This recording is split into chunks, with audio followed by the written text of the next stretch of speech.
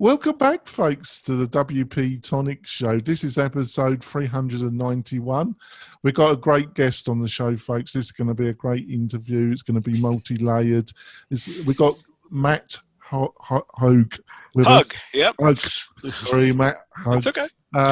With us. Matt, would you like to quickly introduce yourself to the listeners and viewers? Sure. I am a nonprofit educator and consultant, largely in fundraising, but doing a lot of work across the nonprofit sector.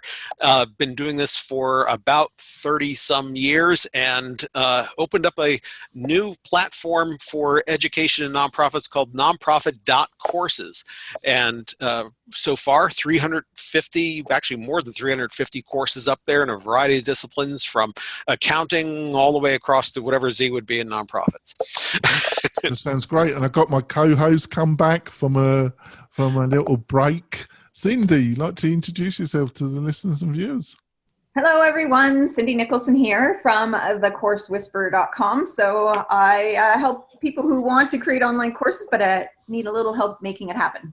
Yeah. And she's featured on nonprofit.courses. There you go.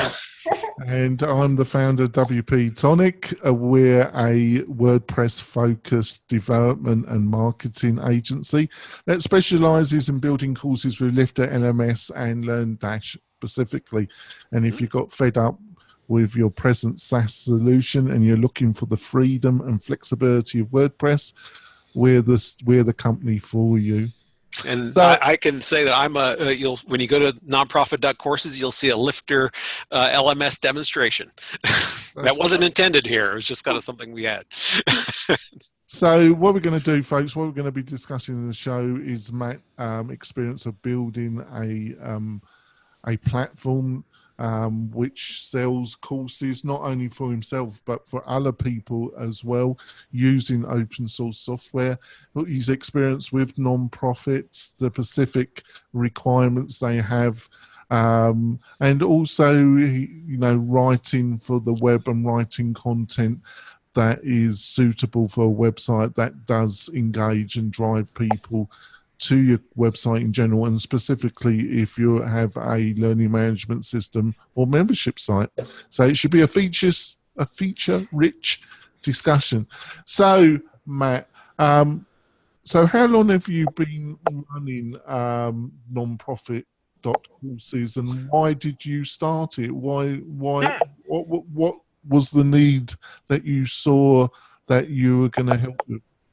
Yeah, so it's been up a little less than a year, and it actually, in some respects, was accidental, at least to find the URL. I was looking for something else and saw that .courses was what they call a top-level domain, like .org and .com, and what do you know, nonprofits wasn't taken, and now it is.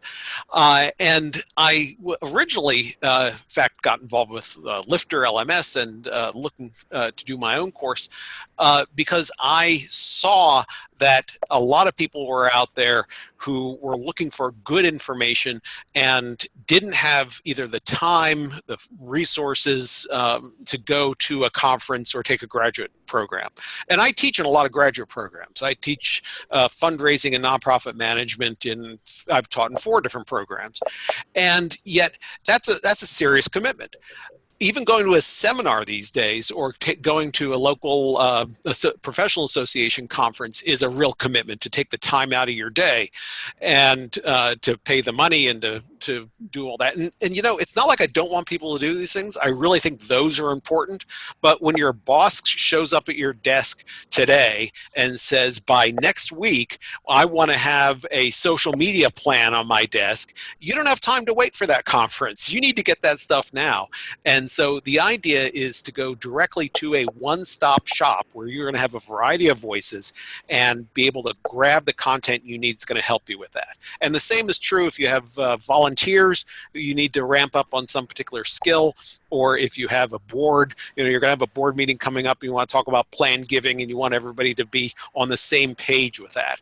Well, there are more than enough videos on our site to talk about planned giving that a good executive director can pick out some key ones to have get that conversation started.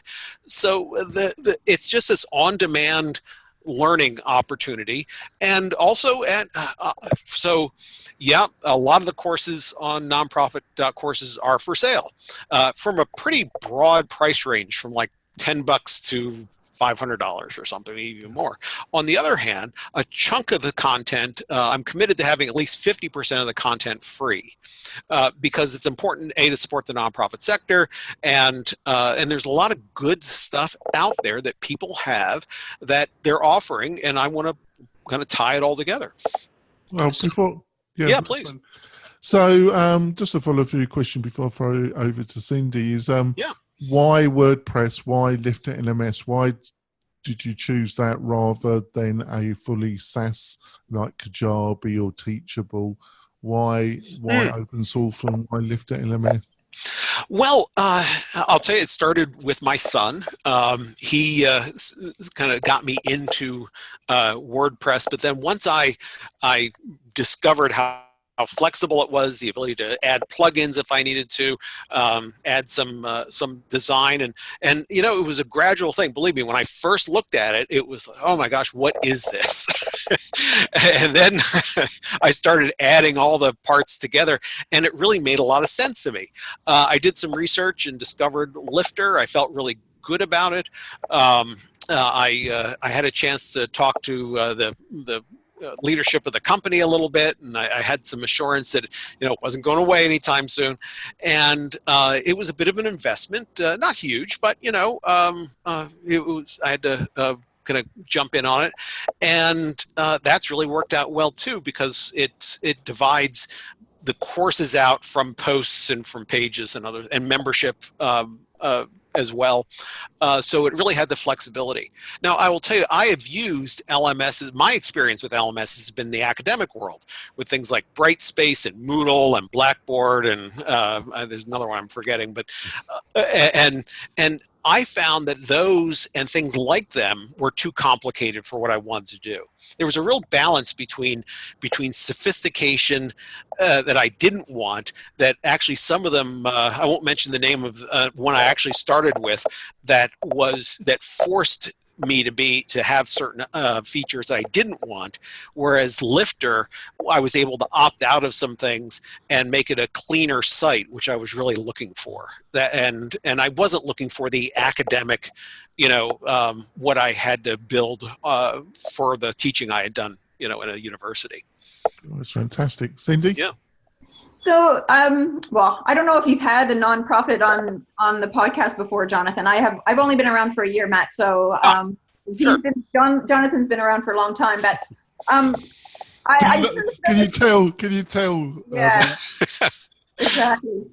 But I'm curious about this nonprofit world in Sure. You know, so if we have people who are listening to this podcast, you know, they may have courses themselves. Mm-hmm. Why should people look to the nonprofit world? What's the opportunity in the nonprofit world? Can you talk about that environment? I'd be happy to. I'll tell you, there is a lot of opportunity out there. And, you know, I'm teaching a class right now, and I was grading a paper, final paper.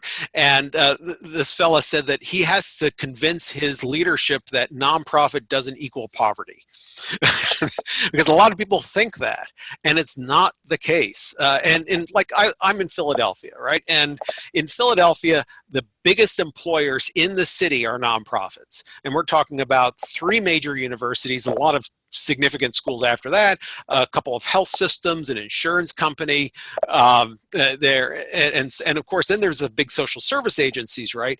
And so the nonprofit world is bigger than one thinks, and just like a for-profit, you can go from what is effectively a sole proprietor, although that's not quite how it's organized, to a major corporate structure on the other end.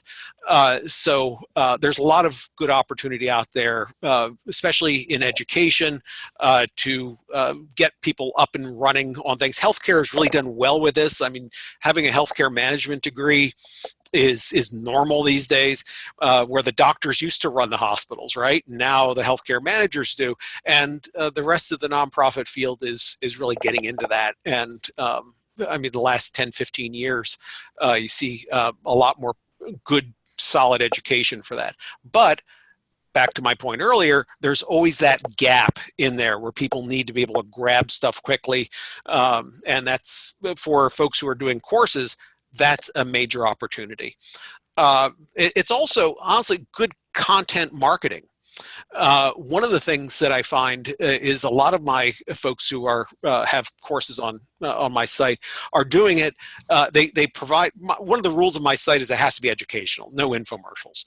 But even within those rules, they're providing some really solid information, good education, and then they do it because people pick up the phone and call them and say, hey, now I want to work with you on whatever that is more. And then the other, and kind of the backwards part of this is I had one person tell me that he's going to put up videos on the site because he wants to not look like a bad guy to customers who can't afford what he does. And in other words, he wants to be able to refer them to the videos and say, you know, listen, you're not quite as big as I want to work with, or I can work with, but here, go here first and really ramp up on this, and that'll get you started. And so he looks like a hero as opposed to somebody who just doesn't want to bother with the small stuff. But no, the nonprofit world actually, oh gosh, in the U.S., and there's a distinction here. In the U.S., there's what, 1,500,000 or something nonprofits out there, which translates into several hundreds of thousands of volunteers and employees. But there's also the rest of the world. Those are charities to the rest of the world. In the United States terms, they're 501c3s.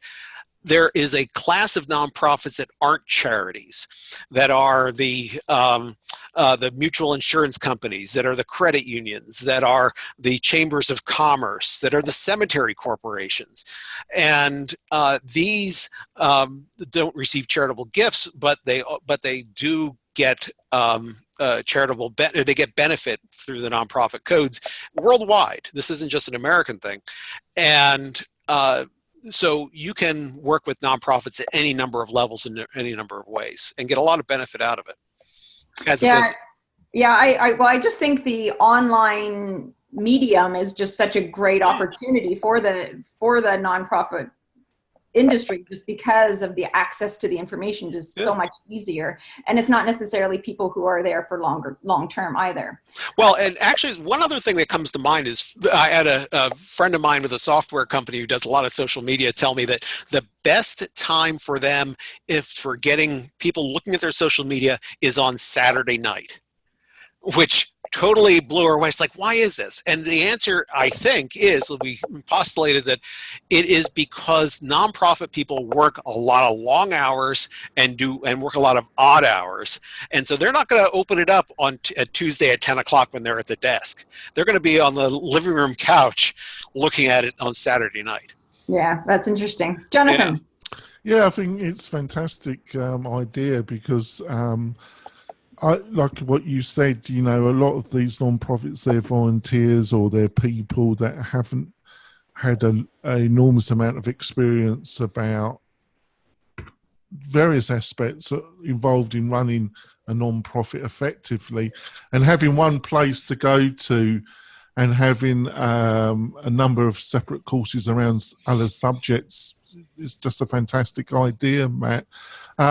What has been some of the things you've learned over the year that have surprised you about building something like this in a community that have surprised you? Well, I don't know, surprised or not, but I really had to become much more efficient with how I do the processes. One of the things, you know, I pitch to my students all the time, and I'll say, here is Michael Gerber's The E-Myth, right? And systematizing things and making it happen. And I've really had to do that. My approach to working with courses initially was to take everything kind of in and divvy it out in modules, as if you were to use this program, modules equal courses. And I found that was just highly inefficient. I had to actually connect out and do what I call direct connect. So most of the courses now what you'll find on the site will connect directly to somebody's website, whoever the host is, whether they have it on YouTube, they have it on their own website, maybe they're on Teachable or whatever, and that just makes it much more efficient for me to get the material up and not have to engage a lot of people in doing it. I have a couple of people who help. I have a wonderful woman in Scotland who does some work for me, but you just got to be much more efficient. So that was one of the things. I think I have a lot of connections in the fundraising world, and so things got kind of skewed that way. And I've been building connections in other aspects of nonprofit management, and that's been really good. The one thing you'll find, and kind of back to your comment about running nonprofits, is that the people who are engaged in nonprofits, and this is almost like any small business in some respects, are really good at the thing, whatever their mission is, right? So if they're a social worker, they are really into being a social worker, and then they were kind of unexpectedly often put into the capacity of being executive director, and they're a social worker first.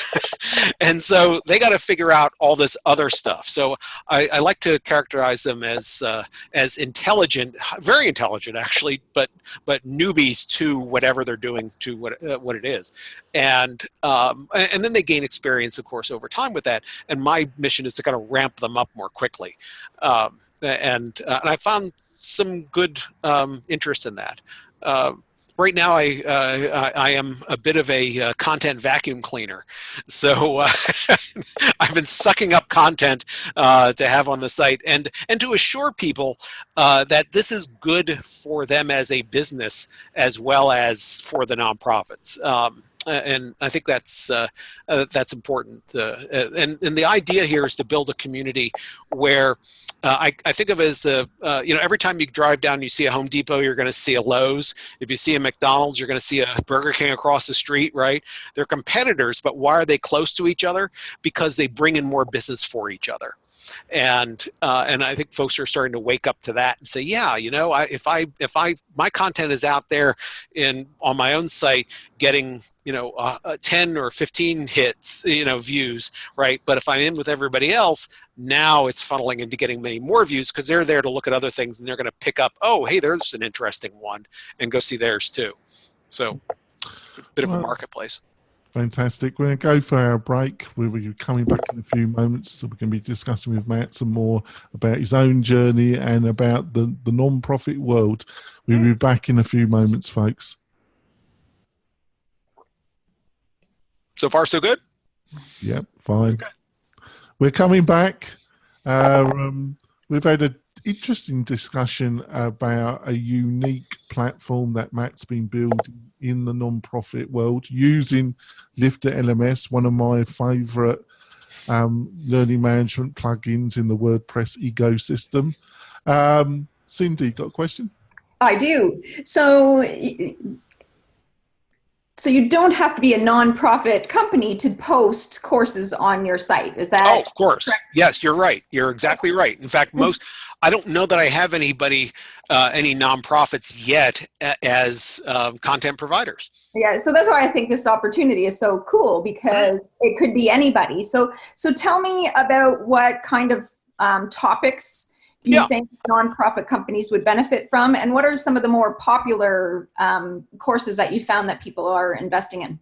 Yeah, anything that's on the site has to be connected to nonprofits in some way. It's not necessarily that it's best if it's speaking directly to them, but there are a lot of related things that cross over a lot of things, like some HR issues or I don't know, it's general management, organizational dynamic things, which people really benefit from.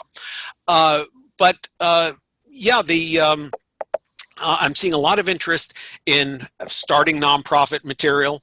I'm seeing a lot of interest in boards and board training, and that could be a group dynamic things. It could be the basics of 101, what a board is. Fundraising, let me broaden that. Revenue generation. is really important, because it doesn't have to be fundraising. A lot of nonprofits, in fact, actually one of the secrets in the nonprofit world is that fundraising is not the primary revenue source for most nonprofits. It's usually fee for service. So if you do something that talks about how to get more patients in the door, or how to bring in more clients of one way or another, that's really important. In my marketing courses and even in fundraising, I talk about that business is a one-to-one. I'm giving you a pencil, you give me a nickel, where a nonprofit is I give you a pencil and then somebody else gives me the nickel. So it's a kind of a trilateral relationship. And in that case, then the customers are different. And so the marketing is different. And marketing is another thing that nonprofits really benefit from knowing about.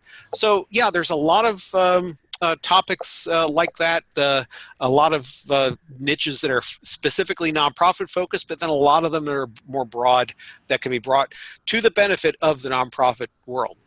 Yeah, and as you say, you know, the people who might be leading the nonprofit may not have expertise in some of these other areas. So if you're able to ramp that up, that can be beneficial for them. Oh yeah, well, I mean, we're talking about building websites, you know, and WordPress and all that. Well, I mean, that would be perfect for this, because so many nonprofits are building their own websites, are figuring out in fact, I was just on the phone with somebody who was talking to me about that. And yeah, so that's one of those broader skills that can really be brought to bear. Yeah, exactly. Jonathan.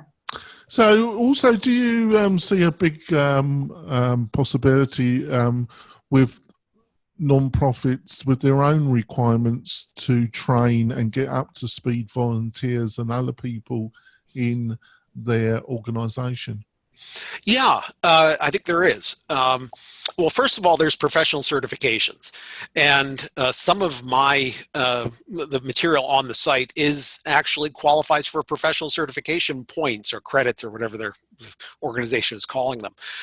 So yeah, some internal professional development that way is good.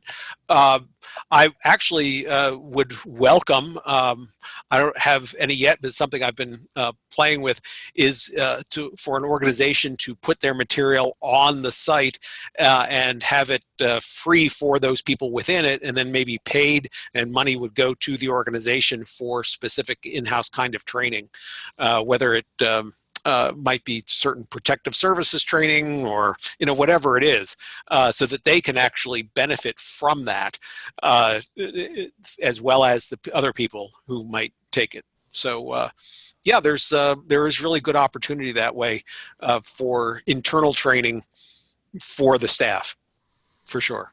Oh, that's great. So how do you hope to, what's your next steps in your plan? What do you hope to build out in the near and in the next year, maybe?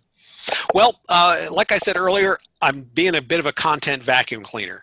So what I'm really trying to suck up as much content into the site as possible.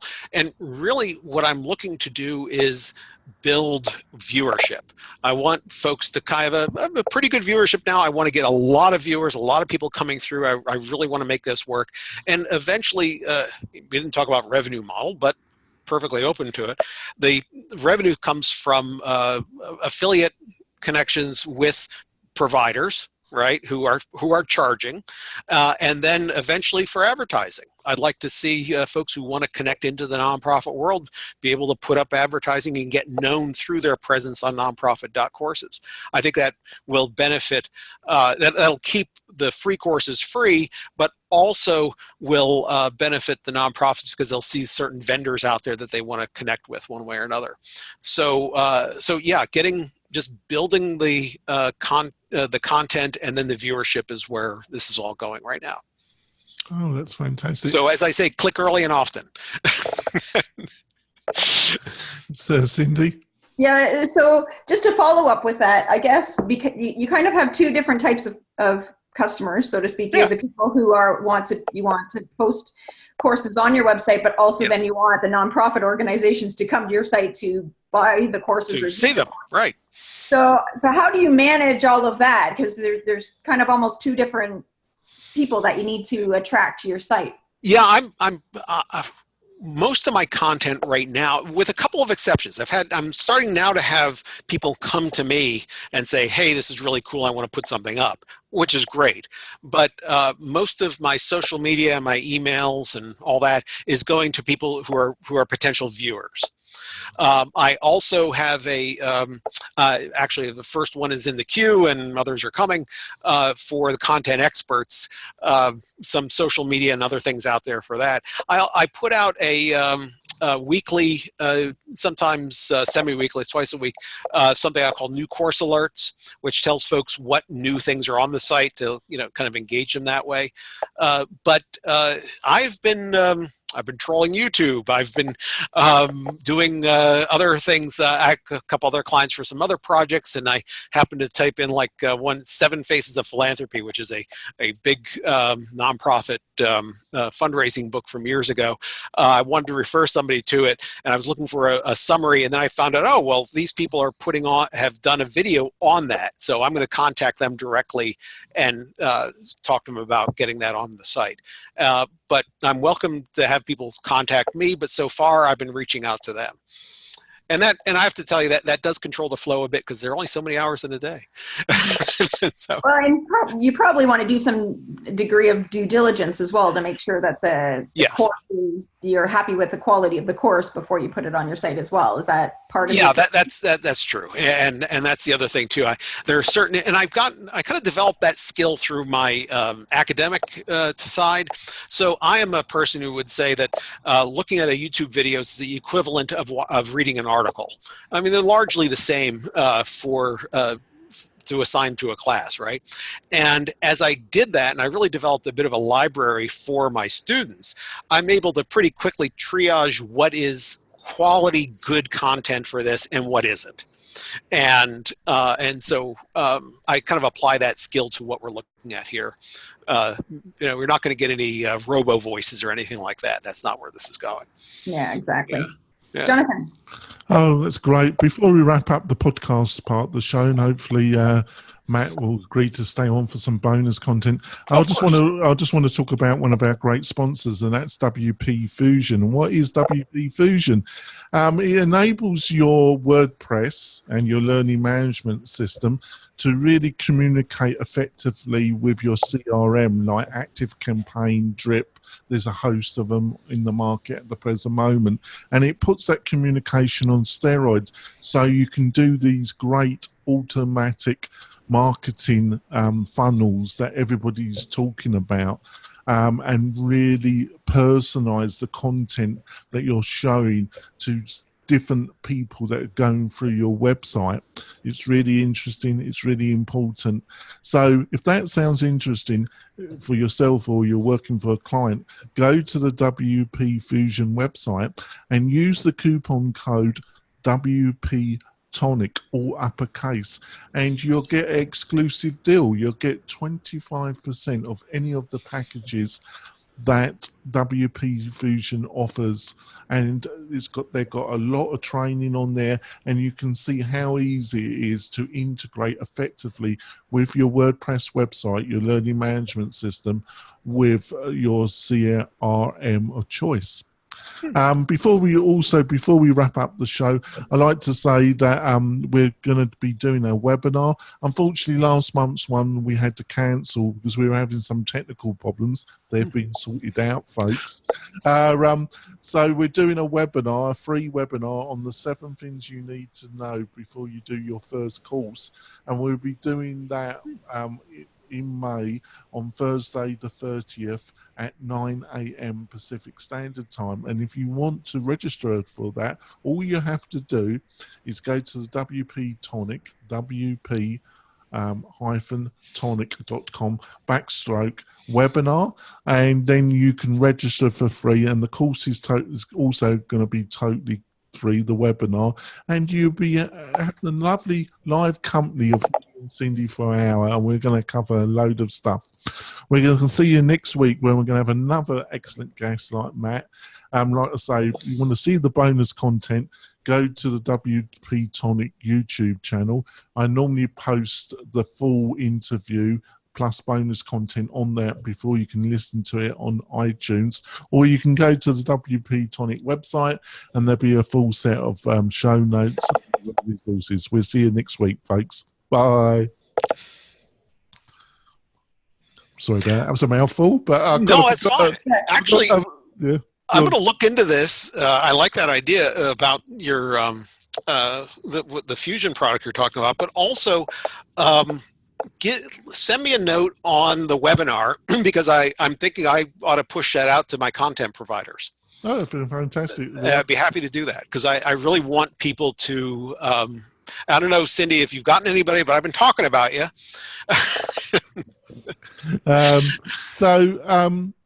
When it comes to actually non-profits and content and providing content, what are some of the key things you think non-profits need to know about this whole world of the internet, websites, content? I think, I mean, like anything else, right? It's parsing out what is real, what isn't real.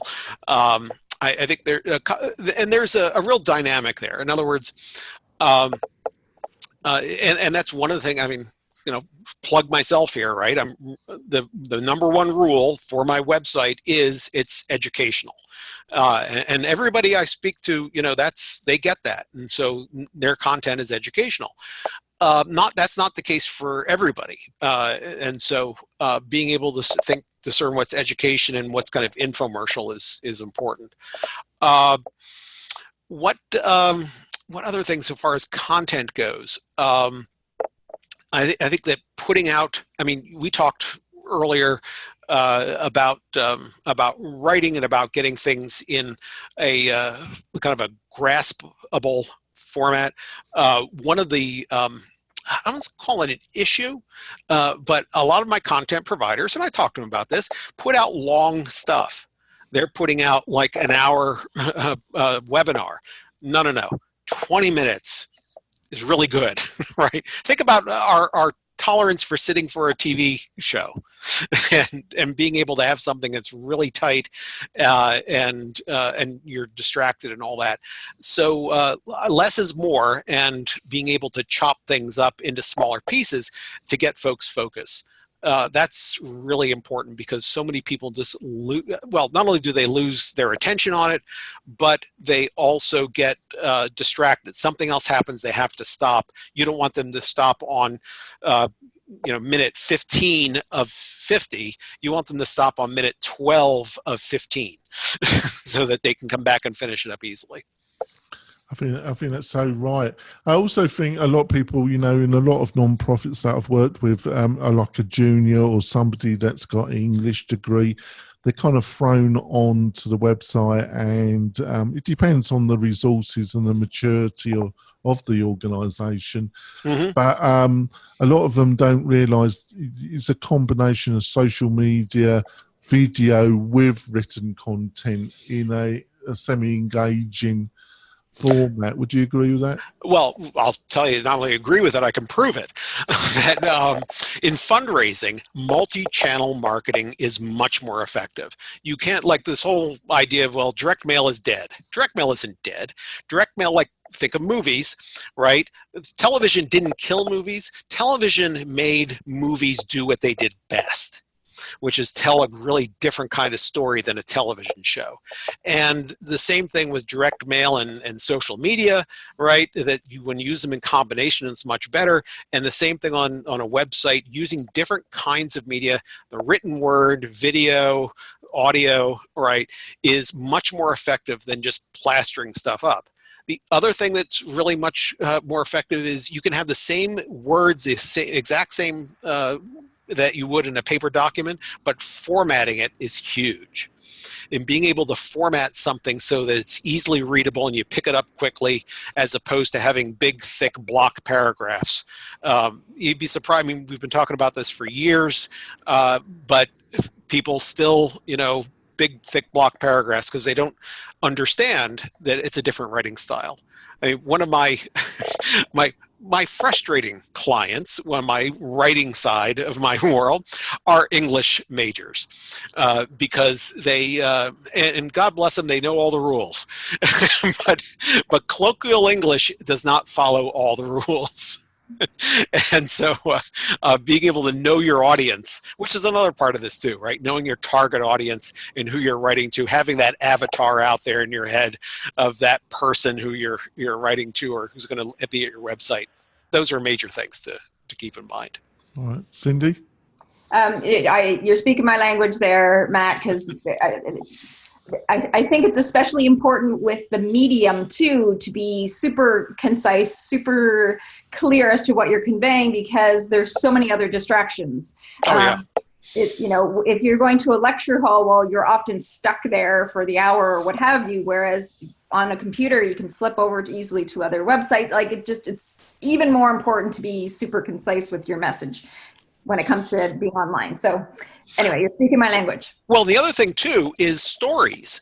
I mean, the human brain is wired to understand stories and to hear stories. So being able to elucidate something in terms of not only the facts themselves, right, but bring them and engage them emotionally in the story really makes a difference. I mean, what do the retailers say, right? People buy emotionally and justify logically. Yes. Well, get them engaged in buying that. Think of that car you bought. Oh, I love that car. It just fits me right. But do you know it gets so many miles to a gallon, and that it gets this, and you can name all the specs of the car. You're justifying at that point. Get them hooked on that emotion first. And I imagine in the nonprofit world, that storytelling to get them to connect emotionally is kind of even more important. It's huge. It really is. Daniel Pink talks about, autonomy, mastery, purpose, right? Nonprofits own purpose. Right. And so their ability to work with those emotional stories should be really good. And yet I am always shocked at how people can make a really exciting story sound dull. So I do have a question for you though, Matt. So if somebody's listening to the podcast and they think they have a course that might work for your website, what's the process? What do they do in terms of? Just reach out to me. Send me a note at Matt, M-A-T-T, Hugg, H-U-G-G, at nonprofitedu.com. Tried to get the idea that it was an educational thing, right? So that's probably the easiest way to go, or go to the website nonprofit.courses, and you'll see up at the top one of the links is for content providers, and you'll find some things there. You'll find your video there, Cindy, and but also ways to connect in with me as well. Yeah, so if they're not sure, they can reach out to see whether or not you can vet them from that perspective. Oh, yeah. If it makes sense. Yeah, and I'm starting to get more calls on this, and I'm happy to talk to folks about it. I think that's really great. Yeah, that's awesome. Jonathan. So, Matt, what are there some specific non-profit organisations that you think that are really getting it right with their online messaging, storytelling, and general online marketing? Gosh, I've always been impressed with World Vision's work. They're a child. They work largely with children in developing countries. I've actually had a lot of personal interaction with them, and feel that they do a good job. And I know, actually, I know the digital media people, or at least one of the people there, and have feel good about his work. Thinking who else? I mean, I tend to be inclined toward the other organizations like that. Heifer, for example, is another one. They're doing good. Well, it depends on how what we're talking about in terms of messaging. Telling stories that way. You can find. I'll tell you one area where I think a lot of people do fall, but it's very subjective. And it was a discussion I was having with a previous guest last week. It's building really a feeling of community. I noticed with a couple, I've been approached by a couple of people that are looking to run in the political arena. When you go to their websites, they're attractive. They've been obviously the copies professionally. They've invested a lot of money in video and video production, but there's no real sense of also wanting to build a community apart from consistently trying to get your email address asking for money. Yeah. You got any insights about this tricky thing about building real community before you Yeah. start asking for money from people? Well, so I mean, I live in both worlds, and you know, they say no money, no mission, no money.